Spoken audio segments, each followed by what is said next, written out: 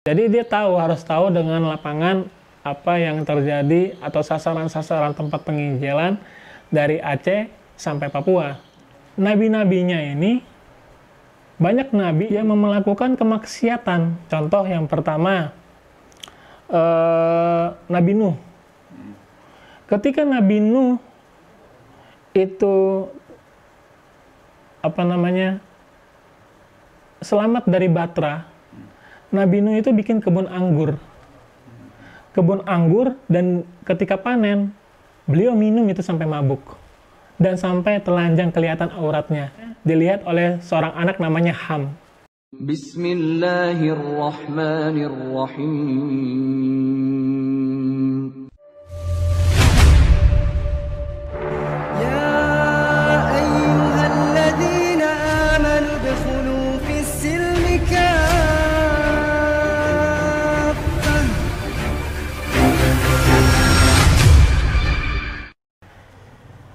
Assalamualaikum warahmatullahi wabarakatuh.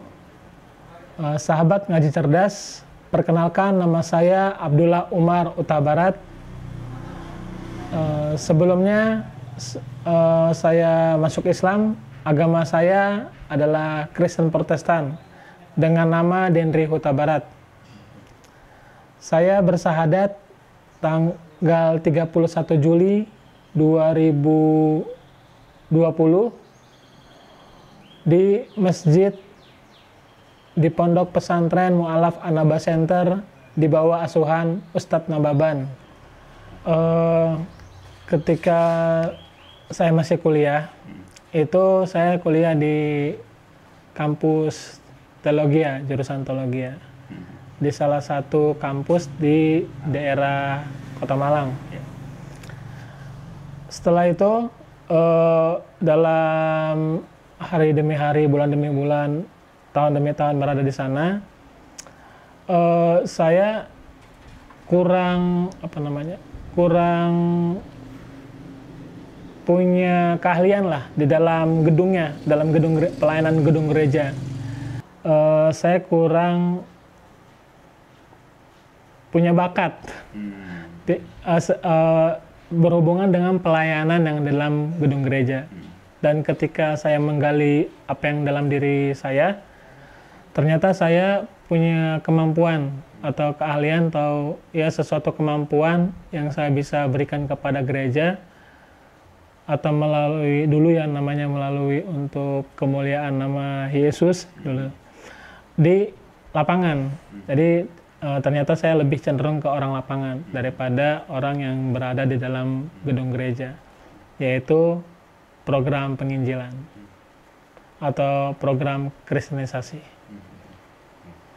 Lalu bagaimana tiba-tiba mendapat maklumat atau tiba-tiba kok nyari dulu tentang Islam atau memang nyari dulu ngorek-ngorek tentang agamanya dulu, ini kayaknya nggak benar, ini saya harus nyari agama lain, atau ada informasi bahwa ini agama Islam benar gitu, gimana?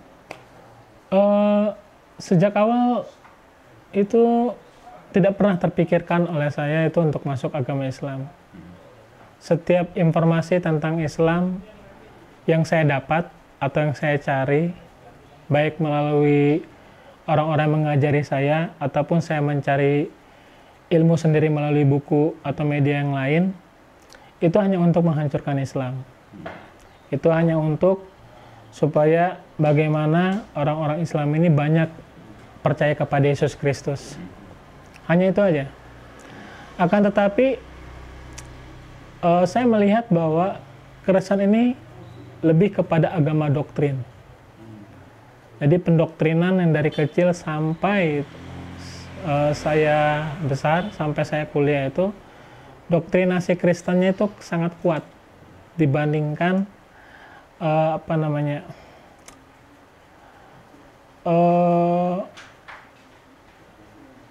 keingintahuan untuk mencari Tuhan itu, arti Tuhan itu sebenarnya. Jadi kayak seperti ditutup. Nah, kemudian setelah saya pelayanan dan mulai berteman dengan banyak orang dan banyak budaya dan banyak agama, saya melihat bahwa ada kisah-kisah yang menarik di dalam Bible yang dulu sempat saya pertanyakan tapi nggak sempat saya cari. Karena itu tadi, sistem doktrin itu sendiri. Sistem doktrin itulah yang membuat saya tergembok. Membuat saya ada dinding di dalam pikiran saya untuk tidak mencari itu. Misalnya, jika Yesus adalah Tuhan, dan dia tinggal di bumi, di surga itu siapa gitu yang tinggal di surga? Tapi nanti tetap ada aja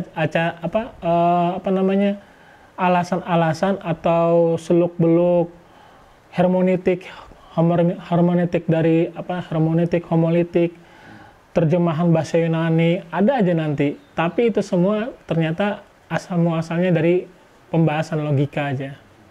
Pembahasan logika supaya benar-benar yang dari logika ini bagaimana caranya bisa menjawab ini pertanyaan seperti benar-benar diyakini lah bahwa jawaban ini yang paling benar. Padahal itu hanya logika aja, logika manusia ingin menangkap tentang informasi tentang Tuhan lalu diucapkan secara verbal. Dan itu tidak tertulis di Bible. Itu penafsiran. Jadi bukan apa yang tertulis di Bible. Dan ketika saya mendalami diskusi saya dengan beberapa teman yang Muslim, ketemulah surat Al-Ikhlas itu. Dan surat Al-Ikhlas itulah yang mengantar saya untuk bisa memahami bahwa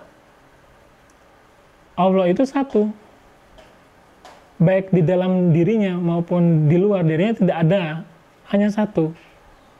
Kalau misalkan kembali tadi Yesus itu Tuhan, lalu yang di bumi itu Bapa dan Roh Kudus, berarti kan terpisah. Nanti dibilang Eli Eli lama sabaktani. Nanti pasti ada yang bilang, ada yang komen pasti bilang begini. Dan itu tetap penafsiran. Dan itu tetap larinya penafsiran. Karena di Bible nggak ada. Di Bible tuh nggak ada. Dan larinya kan penafsiran. Dan penafsirannya itu penafsiran yang berdasarkan dari akal. Kayak misalkan, nanti dibilang, oh iya, Tuhan sama Bapa, memang Tuhan itu berbicara sebagai seorang manusia. Tetapi sebagai zatnya sebagai Tuhan, dia masih punya kesinambungan dengan Bapa dan Roh Kudus. Pasti gitu rata-rata. Nah, masa ada sebagian dari diri Tuhan menjadi manusia? Itu mirip kayak Hercules. Kayak Hercules sama ayahnya itu kan ada zat dewanya di Hercules itu. Ada zat dewa, ada zat manusianya gitu. Jadi nggak ada. Dan satu lagi dibilang begini, barang siapa yang percaya kepada Yesus tidak akan binasa, akan tetapi memperoleh hidup yang kekal. Habis itu nanti di Yohanes 3 ayat 16. Lalu nanti di Yohanes 1 ayat 1. Nanti ada lagi Yohanes 1 ayat 12. Di situ nanti firman itu akan menjadi manusia. Itu firman gitu. Bukan bagian dari Allah gitu. Kalau misalkan ada Allah menjadi seorang manusia, ya repot. Gitu. Akhirnya saya secara sadar ya memikirkan itu, gitu. Memikirkan bahwa Allah itu adalah zat yang gaib gitu. Dan pikiran kita terbatas untuk menilai zat yang mulia ini, zat yang maha tinggi ini. Pikiran manusia itu ada batasannya. Dan batasannya ialah kitab suci. Kalau misalkan udah melenceng dari apa yang dikatakan kitab suci, logika namanya, penafsiran logika. Makanya di dalam agama Islam sendiri, penafsirannya ialah hanya sesuai dengan Al-Quran As-Sunnah. Lewat daripada itu, jangan diterima. Nah, begitu. Jadi, saya memikirkan bahwa, surat Al-Ikhlas inilah, dari cuma keempat ayat ini, yang Masya Allah ya, yang memiliki keutamaan di dalam tauhidnya, tauhid Islam, bahwa Allah itu tidak pernah dilahirkan dan tidak pernah punya anak. Masya Allah. Itu yang membuat saya mengiringi surat itu, mengiringi saya secara pribadi untuk menangkap yang namanya itu hidayah dari Allah Azza wa Jalla. Selain itu pergulatannya ada lagi nggak selain dapat surat Al-Ikhlas, terus akhirnya mengcompare dengan yang mungkin yang sebelumnya kan penginjil kan ya? Ya. Mungkin boleh dijelaskan nanti. Ini bukan orang yang Kristen biasa loh, orang yang penginjil tiba-tiba dapat itu, karena artinya harusnya ada nuraninya nerima atau gimana gitu. Ada pergolakan begitu nggak kira-kira? Ada lagi. Jadi agak lucu di dalam Bible itu, nabi-nabinya ini, banyak nabi di dalam Bible itu yang melakukan kemaksiatan. Contoh yang pertama, Nabi Nuh. Ketika Nabi Nuh itu selamat dari Batra, Nabi Nuh itu bikin kebun anggur. Kebun anggur, dan ketika panen, beliau minum itu sampai mabuk. Dan sampai telanjang kelihatan auratnya. Kelihatan anak, kalau di Bible itu versi Bible-nya dilihat oleh seorang anak namanya Ham.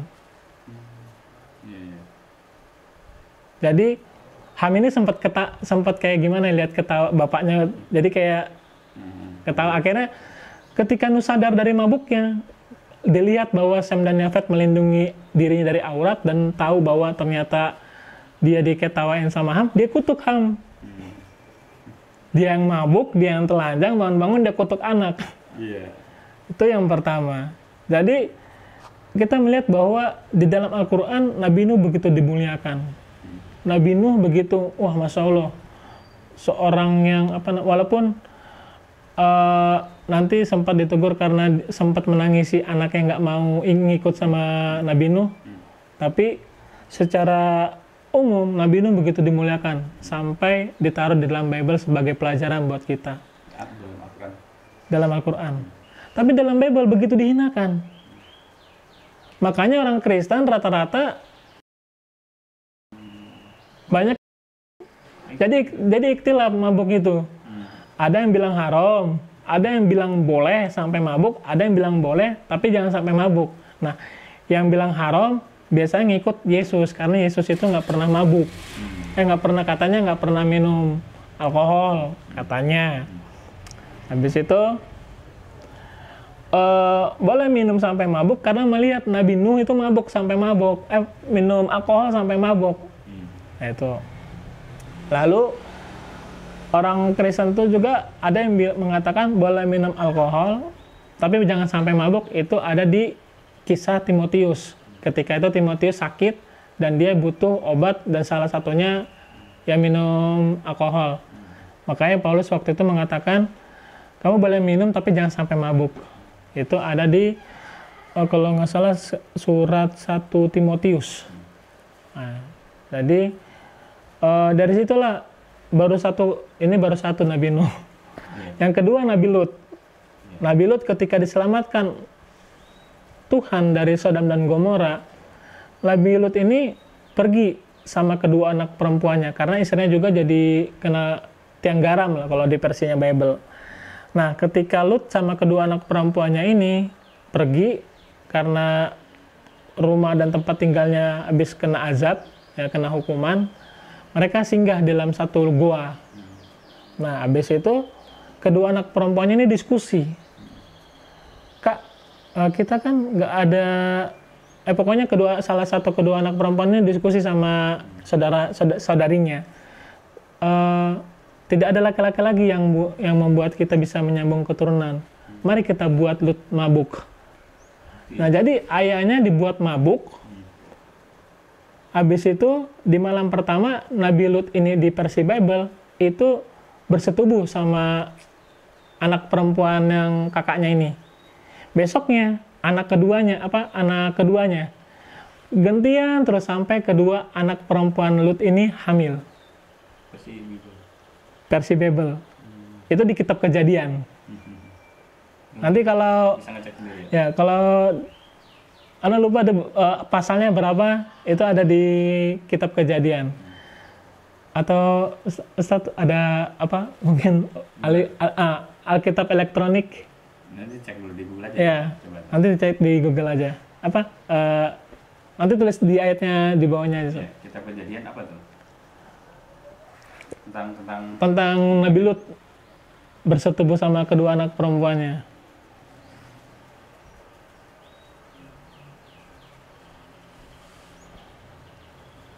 Oke, nanti kita iniin aja ya. Ya. Kita apa? Ditaruh di Ya, ininya. lupa judulnya. Jadi karena jarang meroja. Iya. Nanti kita taruh aja di sini. Ya. Lanjut tuh. Nah, jadi itu baru dua, Masih ada beberapa lagi. Kasih Bible. Ya, masih beberapa lagi itu versi nabi-nabi di Bible itu yang apa istilahnya ya? Siap. Yang di dalam Al-Qur'an begitu dimuliakan, tapi di dalam Bible itu begitu dihinakan. Nah, itu hal-hal yang terlihat sederhana, yang terlihat sesuatu yang sederhana dalam pandangan masyarakat, tapi begitu sebenarnya begitu penting di dalam pemahaman tauhid dengan Tuhan. Karena ini hubungannya Nabi dan Rasul gitu. Iya. Seperti itu, Ustaz. Itu ketika itu dikasih tahu sama teman diskusi atau nyari sendiri mengobat tadi. Nah, kalau yang ini Ana nyari sendiri. Kalau yang ini karena Ana istilahnya apa ya? Dengan sempat nonton YouTube juga gitu, sempat nonton YouTube kajian-kajian sama apa yang Ana pelajari, sempat Ana merojaah, jadi kompen, oh ya insyaallah. Terus ketika Mas Umar benar-benar memutuskan masuk Islam itu, kira-kira apa yang bikin Mas Umar mantep? Kan nanti resikonya banyak. Nah, itu dia. Makanya saya ini sejak pencarian hidayah sampai syahadat itu kurang lebih 2 tahun. Pergumulannya. Ya, pergumulan buat benar-benar masuk Islam syahadat itu 2 tahun. Alhamdulillah dalam 2 tahun itu Allah nggak cabut nyawa saya. Apa yang antum bikin lama itu apa? Yang pertama ya tentu harta. Nah kan banyak orang yang takut meninggalin harta. Ya. Nah, kenapa antum rela gitu? Coba diuraikan satu-satu. Jadi yang pertama itu harta. Karena saya bekerja atau enggak saya mendapatkan uang, ya pasti hubungannya dengan yang namanya agama gitu. Pasti hubungannya sama agama, baik itu mau penginjilan, mau itu dari yayasan, ada tempat pekerjaan saya sebelumnya di yayasan Kristen, tempat yayasan pemulihan, ada yang dari gereja, kalau ada undangan, khotbah. Jadi kalau misalnya saya masuk Islam, jadi nol. ATM-nya biasanya setiap bulan, akhir bulan tuh ada aja kan. Bisa tidur di bisa belanja di mall, bisa nonton bioskop tiap bulan.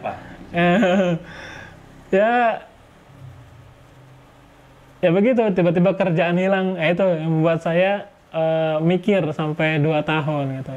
Selain itu apa lagi? Keluarga. Nah, yang kedua keluarga. Jadi yang kedua sih keluarga. Yang ketiga ya itu tadi keamanan. Ya, keamanan. Kan di zaman sekarang kan zaman fitnah. Di antara ketiga itu mana yang paling berat antum, yang paling lama yang antum pertimbangkan? Yang benar-benar berat ya itu tadi, yang pertama itu sama yang kedua. Harta sama keluarga. Gitu. Terus respon keluarga gimana ketika antum masuk? Ya pasti menolak. Maksudnya menolaknya kan macam-macam, ada yang musir, ada yang mutus hubungan keluarga, ada yang mengancam, ada yang fisik. Nah, Mas Umar termasuk yang mana? Alhamdulillah sih keluarga gak keras. Awalnya sih nggak sampai keras banget ya.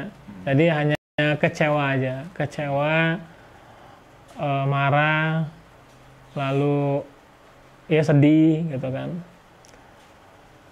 Tapi kesininya sih hubungannya mulai baik, alhamdulillah. Jadi terus yang kedua ya keluarga nggak pernah buat kekerasan sih, alhamdulillahnya di situ. Yang sekarang kata-kata verbal udah mulai istilahnya udah mulai baik juga. Intinya komunikasi udah baik lah ya. Ya walaupun belum menuju 100% belum. Kalau keamanan memang ada yang pernah ngancam atau gimana? Yang pertama bukan tentang ngancam. Ya pasti ketika ketika ada orang yang berada di agama sebelumnya, Militan lagi ya. ya seperti tiba-tiba dia pindah, pasti kan itu tadi paling tidak gini, kalau misalnya saya nggak terlalu nampak ya mungkin nggak terlalu gitu. Tapi kalau nanti terlalu nampak, di situ baru nanti bilang penistaan agama, seperti itu. Jadi dan ujung-ujungnya itu tadi ya seperti yang terjadi ustadz mualaf sebelumnya yang nggak perlu saya sebutkan seperti itu. Jadi setelah lulus wisuda di Malang, saya melanjutkan yang tempat TKL saya jadi tempat profesional di Yayasan Pemulihan Di daerah mana? di sekitar daerah Semarang. Ya. Adalah lebih tepatnya ada, tapi secara umumnya di daerah Semarang. Masih kawasan Semarang. Jadi itu lembaga apa sih ya? Yayasan pemulihan buat sosial gitu. Jadi orang-orang yang berkebutuhan khusus supaya ditingkatkan ketakwaannya, keimanannya supaya lebih lagi mengenal Yesus seperti itu. Jadi Dia lebih ke yayasan sih, Ustaz. yayasan. Yayasan pemulihan. Jadi dia langsung di bawah Depsos. Binaannya ya? Ya, Departemen Sosial. Oke, baik. Lanjut. Jadi habis itu ketika itu ya saya bertemu dengan teman-teman di situ, diskusi di daerah Semarang ini. Ketika diskusi di daerah Semarang ini, baru teman saya ini merekomendasi beberapa tempat, dan salah satunya ketika saya pilih, saya pilih Pondok Mualaf Anaba Center. Kalau yang milih itu karena kan dari pilihan itu kan saya cari-cari kan mana yang lebih strategis. Karena pada saat itu kan COVID, jadi perlu yang namanya astagfirullah,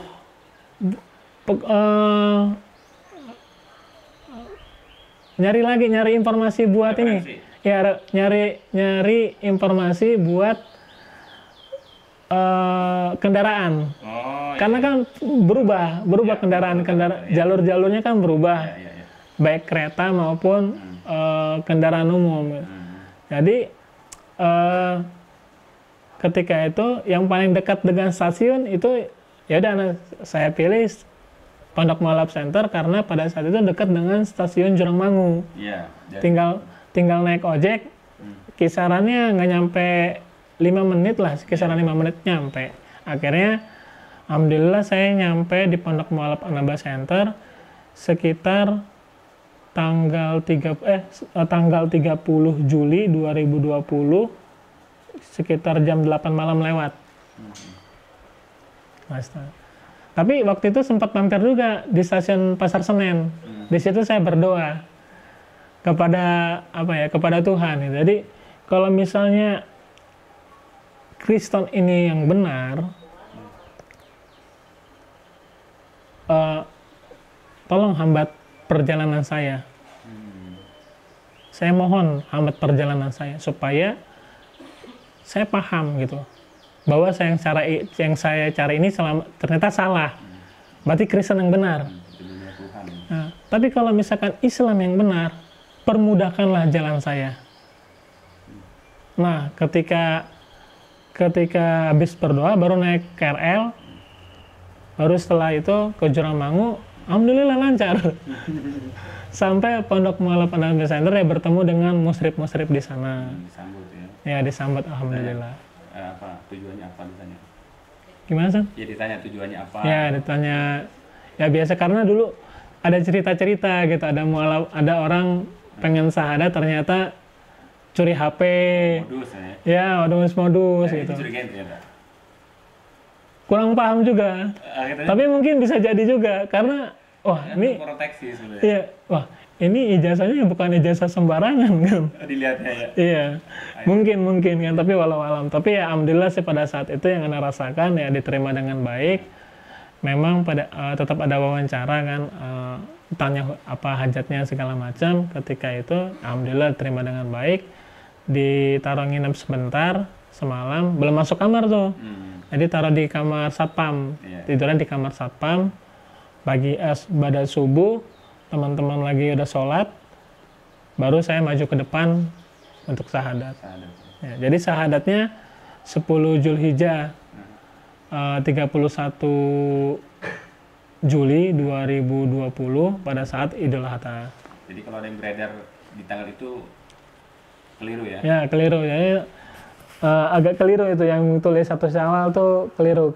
Bukan agak keliru lagi, keliru betul itu. Setelah itu berarti syahadat di Anaba Center ya? Ya. Nggak sama Ustadz Nababan, belum ada ya waktu itu ya? Pada saat itu beliau ada dakwah Islam di daerah Kupang. Oh, lagi Ya. safar ya. Setelah itu belajar berapa lama di situ? Di situ belajar sampai sekitar awal-awal bulan 2. Karena pada saat itu COVID, dan karena COVID itulah beberapa pengajar tidak bisa mengajar. Akhirnya saya mau nggak mau minta hijrah gitu, minta izin ke Ustadz Nababan untuk izin untuk hijrah belajar. Gitu. Ini pindah kemana? Ke salah satu daerah di Tasik. Akan tapi di Tasik ini kan lebih fokus ke tahfiz ya. Jadi ketika sharing lagi dengan beberapa guru di Anaba, itu ada tempat di daerah Jakarta Selatan. Jadi pindah lagi ke Jakarta Selatan 2 tahun belajar, sampai baru selesai kemarin, Idul Fitri kemarin. Nah, Idul Fitri kemarin baru nggak lama kemudian baru ketemu sama Ustadz Iwan dari Aramat ya? Ya, Nah, itu Ustadz gimana Iwan. proses ketemu sama beliau tuh? Kalau bertemu dengan Ustadz Iwan Aremata itu juga Masya Allah uniknya. Gimana? Jadi salah satu Ustadz Ana yang di mana? Yang di Jakarta Selatan itu, Ustadz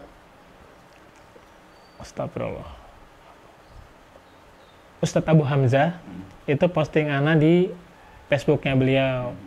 Baru komunikasi dengan, istilahnya dapatlah komunikasi dengan Ustadz Iwan. Ya, tapi karena pada saat itu saya masih memenuhi waktu belajar sampai 2 tahun, jadi kan belum bisa pegang HP. Setelah selesai, baru saya ke Ustadz Iwan, minta dikasih nomor sama Ustadz Guru Ana itu, Ustadz Abu Hamzah, lalu dikomunikasikan ke Ustadz Iwan. Ya, Ana ngobrol dengan Ustadz Iwan, akhirnya bertemu dengan Ustadz Iwan di salah satu masjid di daerah Jakarta Barat ya, lupa itu. Karena kayaknya baru 2 kali ke situ. Jadi pertemuannya Masya Allah. Dan ketika bertemu ya langsung alhamdulillah Masya Allah Ustadz Iwan menyambut dengan baik gitu. Lalu ketika Ana mengatakan keinginan saya untuk pengen belajar lagi, ya beliau cari. Akhirnya ketemu di daerah Bogor, lalu yang namanya Darul Ulum. Lalu di sana itu ditempatkan di kesini. Kalian tuh udah 4 kali atau 5 kali pondok ya? 1, 2, ya 4. Oh, ya, 4. Jadi kalau 4, misalkan 4. orang lihat nih kesaksian antum unik, kalau ada orang menyaksikan video kesaksian Mas Umar, tapi dia meragukan antum sebagai penginjil dulunya, sebagai yang agama Kristen, jangan-jangan antum aja jidatnya udah hitam, jadi antum muslim dari lahir. Bagaimana antum meyakinkan mereka? Meyakinkan. Meyakinkan bahwa antum tuh dulunya agamanya Kristen Protestan dan antum seorang penginjil. Nah, bagaimana? Jangan-jangan antum mualaf palsu. Jangan-jangan antum muslim dari lahir. Dengan ijazah, ya dengan ijazah aja. Ijazah Ya, antum ada. dengan ijazah sama nilai-nilai akhirnya itu kan ada. Jadi ya kalau ada yang meragukan tinggal dikasih itu aja. Tapi fotokopinya, takutnya kalau dikasih yang asli nanti disobek kan bahaya kan. Kalau itu orang ketemu langsung. Kalau Ya. kita penonton, gimana cara antum meyakinkan mereka? Maksudnya gimana tuh kalau Ini kan penonton nih. Kan mereka kan meragukan kemualafan antum misalnya. Ya. Jangan-jangan antum Islam dari lahir, kok antum fase, antum diri udah hitam, udah taat, jangan-jangan antum muslim. Oh, Tapi gitu. kamu alaf antum. Ya, apalagi antum ngaku seorang penginjil. Nah, antum untuk meyakinkan itu kan dari tadi cerita belum ada tuh, antum meyakinkan bahwa saya orang penginjil, saya agamanya Protestan, saya ini. Itu gimana antum meyakinkan mereka? diskusi aja. Kalau mau meragukan ya diskusi aja. Alhamdulillah waktu saya kuliah itu IPA saya 3, lah. Ya. Jadi kalau dia masih diajak diskusi, kayaknya masih nyambung kalau terhadap.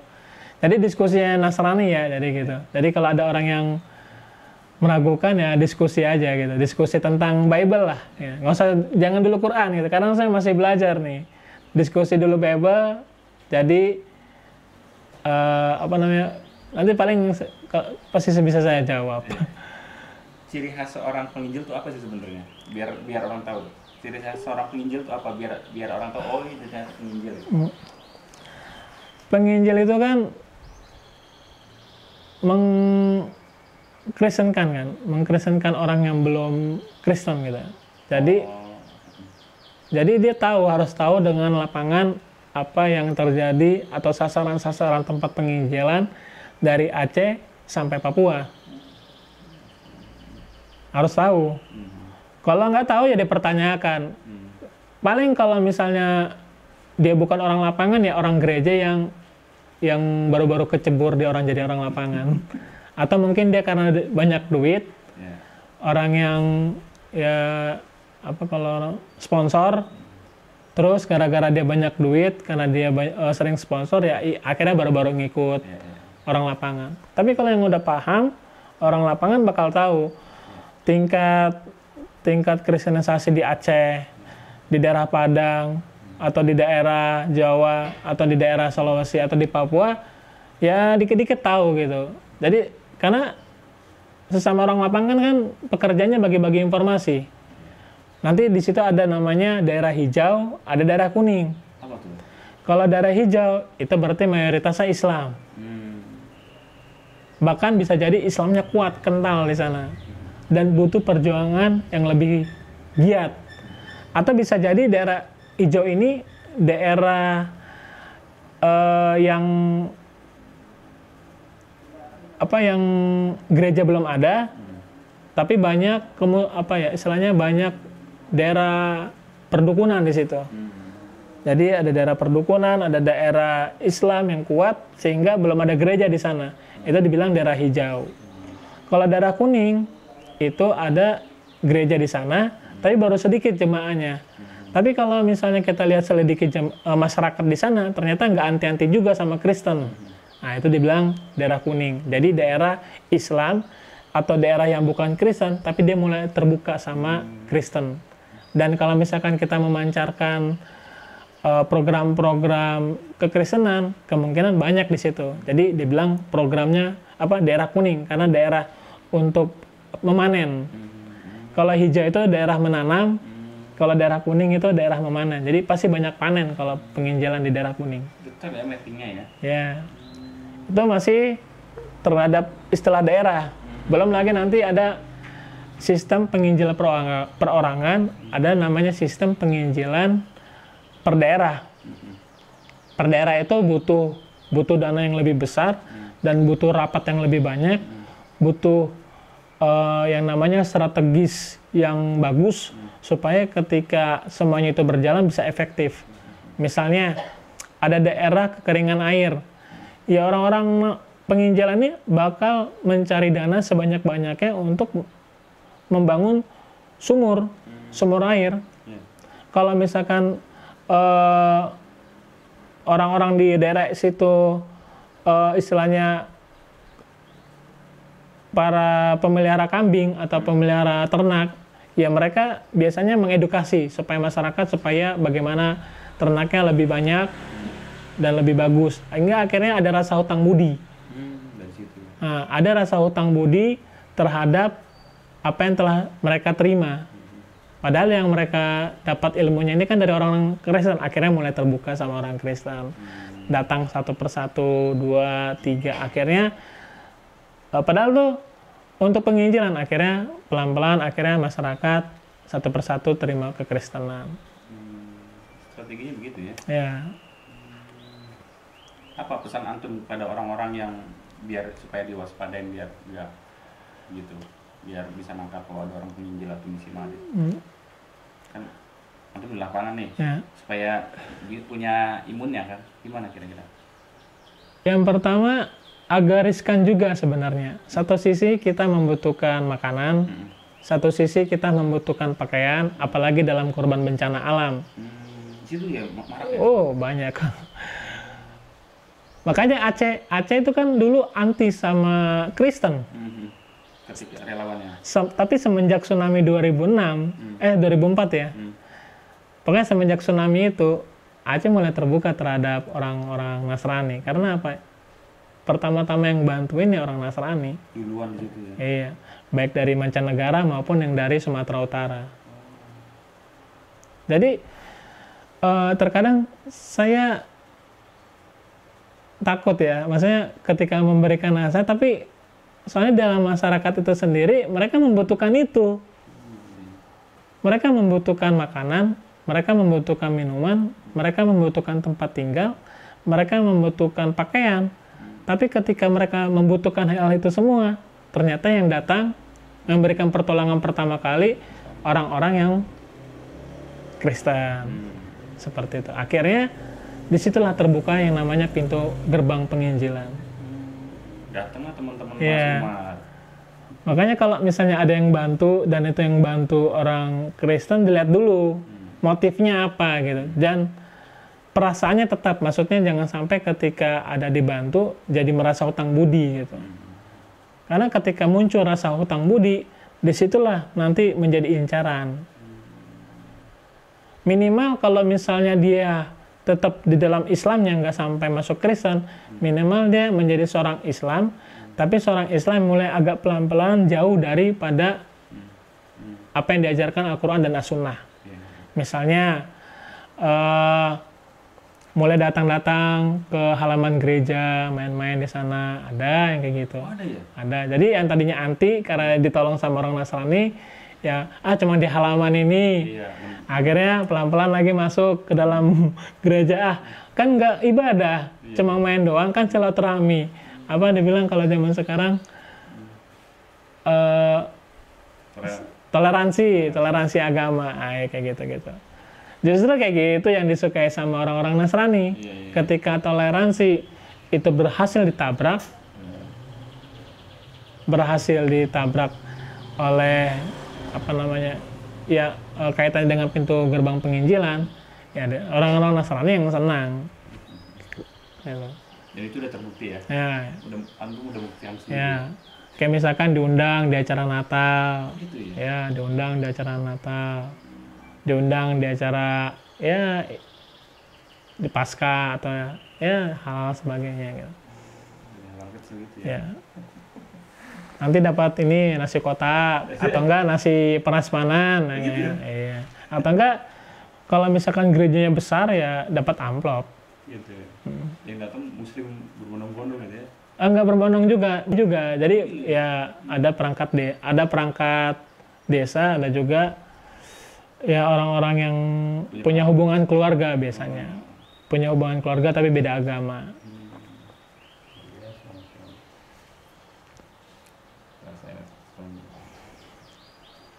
Sebenarnya kalau mau bicara lebih dalam sih agak ngeri juga, tapi apa ya, Nanti lah. Di sesi yang Ya, di sesi yang lain, di kesempatan yang lain. Soalnya Iya. kalau sempat diceritakan sekarang, wah, pasti rame. Pasti rame. Bisa bikin gempar ya. Ya, karena setiap daerah itu punya titik, setiap daerah di Indonesia ini punya titik gerbang penginjilannya beda-beda gitu. Oh, menyesuaikan ya. Ya, menyesuaikan wilayahnya, menyesuaikan masyarakatnya. Seperti itu. Jadi kalau dibuka lebih lebih detail lagi, Nanti Mas Umar dicari-cari ntar. wah, ngeri nanti. Belum apa-apa udah dicari-cari. Padahal ya nggak punya apa-apa ya. Ya, ada Allah kan. Ya, maksudnya ya nggak punya backingan tuh apa ya dicari-cari ya. Iya, Masya Allah. Mas Umar, ketika Mas Umar nih udah menjadi seorang muslim, gitu ya, Masya Allah. Kan antum meninggalkan semua nih, dunia, keluarga, titel antum kan yang nilainya banyak, ya kan? Apa yang antum rasakan? Ketenangan ini apa yang antum rasakan? Supaya orang-orang yang muslim dari lahir, dia juga banyak kelebihannya, bahkan mungkin lebih dari Mas Umar. Tapi kok mereka nggak dapat qanaah, nggak dapat ketentraman jiwa. Kira-kira apa kunci Mas Umar itu? Oke. Alhamdulillah saya sejak dulu sebelum saya masuk Islam itu saya suka pelajaran sejarah agama. Nah, ketika di Islam juga saya juga menyukai pelajaran sejarah agama yang namanya sirah.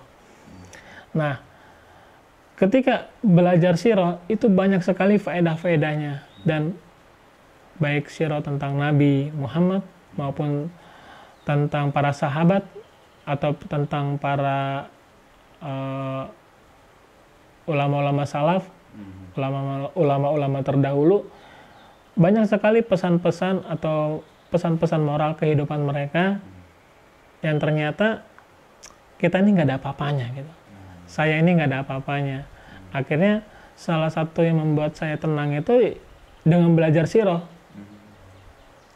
Ya, karena semakin banyak baca sirah atau semakin belajar sirah, kita merasa tenang bahwa apa yang kita alami ini belum ada apa-apanya. Apa yang kita misalkan sesuatu yang tersakiti, sesuatu yang menyakitkan dalam diri kita karena kita lebih membela agama Allah, itu belum ada apa-apanya dibandingkan dengan Nabi Muhammad dan para sahabat terdahulu, pada sahabat-sahabat awal. Jadi seperti dilempar kotoran segala macam. Jadi belum ada apa-apa. Jadi itu yang membuat salah satunya yang membuat saya tuh agak tenang gitu, lebih tenang, lebih enjoy.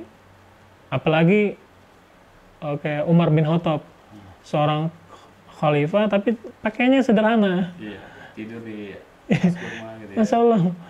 Nabi Muhammad yang seorang nabi, seorang panglima, pemimpin, wah semuanya lah jabatan di beliau semua, Nabi Muhammad. Tapi tidurnya di tempat yang sederhana. Jadi ketika belajar sirah, itulah ada ketenangan-ketenangan yang membuat diri saya bisa, alhamdulillah bisa bertahan dalam kondisi yang seperti ini.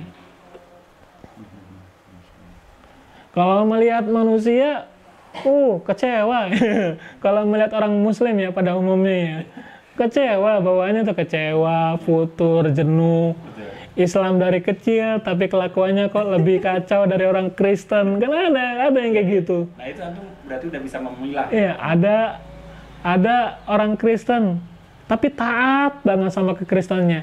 Ada orang Islam yang satu-satunya agama lurus, lahir dari Islam, sholat wajib aja susah, gitu. Itu sholat wajib loh, Ustaz. Sholat wajib aja susah. Gitu. Padahal sholat itu yang membedakan orang beriman sama orang kafir. Itu sholat wajib loh. Makanya kalau melihat orang Islam, kecewa. Bawaannya kalau misalkan pengen balik lagi. Tapi karena alhamdulillah dapat pelajaran, makin lama makin dapat pelajaran, akhirnya ketika punya permasalahan itu ya lihat kitabullah. Kita lihat Al-Qur'an, dan as-sunnah gitu. Lihat kitab dan lihat apa yang disampaikan oleh Allah, apa yang disampaikan oleh Rasulullah melalui Al-Qur'an dan as-sunnah.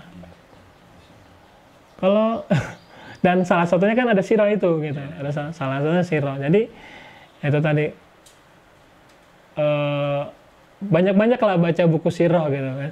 Banyak-banyak baca buku sirah ya, insya Allah pelan-pelan itu apa ya, hati nurani ini akan merasa tenang dan merasa nggak ada apa-apanya gitu dibandingkan orang-orang hebat di dalam Islam yang pernah hidup di masa yang lampau. Insya Allah. Mas Umar, harapan antum nih setelah mondok apa segala macam menuntut ilmu, harapan antum itu setelah itu mau ngapain? Ingin berdakwah. Oh, setelah lulus dari pondok ingin berdakwah. Ya, ingin ya membantu sedikit di dalam dakwah lapangan. Oh, motivasi antum. Ya kalau bisa bantu banyak ya alhamdulillah kan gitu. Jadi motivasi antum ketika mondok mau dakwah nih. Ya. Masya Allah. Jadi memang setiap dosa orang-orang yang sebelum masuk Islam dan ketika dia sadar kan diampuni. Kan ada gitu ya. Tapi saya tetap walaupun dosa-dosa yang pernah saya lakukan sebelum masuk Islam diampuni, tapi rasa bersalah ada gitu. Rasa bersalah saya ada gitu. Jadi malu gitu. Maksudnya kalau di akhirat bertemu Nabi Muhammad, terus apa ya, masuk Islam tapi nggak ada faedah, nggak ada apa-apanya gitu. Di zaman sebelum masuk Islam udah ada yang pernah saya lakukan untuk agama Kristen. Nah, ketika masuk Islam nggak ada yang saya lakukan buat agama Islam. Itulah yang membuat saya salah satunya rasa bersalah dan rasa malu kalau misalnya bertemu Nabi Muhammad di akhirat itu. Akhirnya saya walaupun usia yang seperti ini makin hari makin bertambah, tahun demi tahun bertambah, ya saya masih istiqomah, berusaha istiqomah untuk belajar agama supaya itu menjadi bekal atau senjata saya dalam nanti berdakwah di lapangan. Baik Mas Umar, ingin kita berdiskusi lebih panjang lagi ya, kita sambil menyimak ilmu antum ya, Masya Allah. Boleh sebelum penutup antum kasih pesan-pesan atau tips kepada teman-teman yang mungkin sekarang yang nonton itu masih non muslim atau juga mu'alaf atau juga muslim dari lahir. Jadi all in antum bisa kasihkan tips supaya lebih kayak antum nih. Kan orang namanya iman fluktuatif ya. Nah, kita pengen kayak antum nih. Pesannya apa nih dari antum? Sebelumnya saya meminta doa buat sahabat ngaji cerdas supaya saya dan kita semua sama-sama istiqomah di dalam Islam, dan ketika kita mengembuskan napas terakhir sama-sama di dalam keadaan sebagai orang-orang yang beriman kepada Allah Azza wa Jalla. Pesan yang ingin saya sampaikan bahwa dimanapun kita berada, ya istiqomah di dalam Islam. Dimanapun kita berada, berusaha menjaga niat dan hati kita, pikiran kita bahwa hanya Islam itu satu-satunya jalan menuju surga. Hanya dalam Islam satu-satunya yang membuat kita bisa meyakini bahwa apa yang dijanjikan Rasulullah itu pasti ada gitu. Terima kasih buat sahabat ngaji cerdas. Semoga apa yang saya sampaikan pada saat ini menjadi wasilah atau menjadi kebaikan buat kita semua, dan moga-moga menjadi pahala kebaikan, pahala jariah buat saya secara pribadi. Assalamualaikum warahmatullahi wabarakatuh. Assalamualaikum warahmatullahi wabarakatuh. Alhamdulillah saya bersama Bapak Sri, muwakib tanah yang ada di Jeglongan. Alhamdulillah beliau mewakafkan tanahnya kurang lebih 400 meter. Peruntukannya untuk mu'alaf, di dalamnya dibangun masjid, dan konsentrasinya adalah untuk para mu'alaf dan merehabilitasi akidah. Tapi ada beberapa kondisi yang memang di sini membutuhkan uluran sahabat ngaji cerdas begitu untuk membangun pusat rehabilitasi akidah ini. Ada banyaknya mu'alaf, ya, ada problem-problem mu'alaf sehingga membutuhkan uluran kita. Kemudian kami tergerak untuk mendirikan rehabilitasi akidah yang ada di Kampung Jegongan ini. Harapannya membantu memfasilitasi mereka semua untuk kembali ke jalan yang benar sesuai dengan tuntunan Allah dan Rasul-Nya, kembali kepada agama yang fitrah. Oleh sebab itu kami mengajak kepada sahabat ngaji cerdas untuk mendermakan hartanya fisabilillah di jalan Allah Subhanahu wa taala. Insya Allah tentu akan mengalirkan jariah yang sangat luar biasa. Lebih-lebih di sini akan dibangun masjid, ya, sebagai syiarnya Allah Subhanahu wa taala. Kemudian yang kedua akan dijadikan sebagai pusat rehabilitasi akidah bagi saudara-saudara kita yang telah menyimpang dari jalan yang lurus, untuk kita didik, untuk kita bina, dan untuk kita arahkan ke jalan Allah Subhanahu wa taala. Mudah-mudahan bermanfaat. Billahi taufiq wal hidayah. Wassalamualaikum warahmatullahi wabarakatuh. Bismillahirrahmanirrahim. Assalamualaikum warahmatullahi wabarakatuh. Ya, kembali lagi ya teman-teman sekalian yang dirahmati oleh Allah Subhanahu wa taala, bersama dengan saya Hendriko Santoso selaku narasumber di Ngaji Cerdas, mencerdaskan umat. Nah, teman-teman, di sini ada produk bagus nih, namanya Sultan Parfum. Parfum para perindu surga. Nah, di sini ada 4 macam produk nih. Yang pertama, parfum dengan aroma Raudhoh. Parfum dengan aroma Hajar Aswad, parfum dengan aroma kasturi, dan yang keempat adalah parfum aroma 2000 bunga. Nah, kalau teman-teman sekalian sedang umroh, lalu pulang ke tanah air dan rindu dengan suasana di Masjidil Haram maupun di Masjidil Nabawi atau di Mekah dan Madinah, teman-teman bisa beli nih Sultan Parfum dengan aroma-aroma yang menyesuaikan dengan suasana di Mekah ataupun Madinah. Nah, selain teman-teman beli parfum ini, nanti teman-teman dapat bonus gratisannya juga. Apa aja sih teman-teman gratisannya? Nih, yang pertama, nanti teman-teman dapat kitab atau buku saku zikir pagi dan petang sesuai dengan sunnah. Nah, yang kedua, teman-teman nanti dapat gratis tasbih nih. Wah, lucu banget ya, imut nih, bisa dibawa kemana-mana. Yang ketiga, nanti teman-teman dapat juga nih kertas untuk bagaimana sih parfum ini digunakan untuk saat suasana apa aja. Di sini udah dijelasnya teman-teman semua. Nah, jadi teman-teman jangan lupa nih dibeli, informasinya ada di sini nih. Nah, dengan teman-teman membeli produk parfum Sultan ini, teman-teman sama saja dengan membantu operasional dakwahnya channel YouTube Ngaji Cerdas. Nah, luar biasa kan? Dengan harga berapa teman-teman sekalian? Cukup dengan 90 ribuan saja, teman-teman sudah bisa dapatkan ini semua nih. Masya Allah ya. Ini semua nih, semua teman-teman bisa dapatkan hanya dengan 90 ribuan rupiah. Teman-teman juga sudah termasuk membantu operasional dakwah, support channel YouTube Ngaji Cerdas. Nah, luar biasa kan? Nah, jadi tunggu apa lagi teman-teman ya? Segera hubungi di sini nih, di link yang tertera di bawah ini ya. Terima kasih ya teman-teman sudah menonton. Assalamualaikum warahmatullahi wabarakatuh.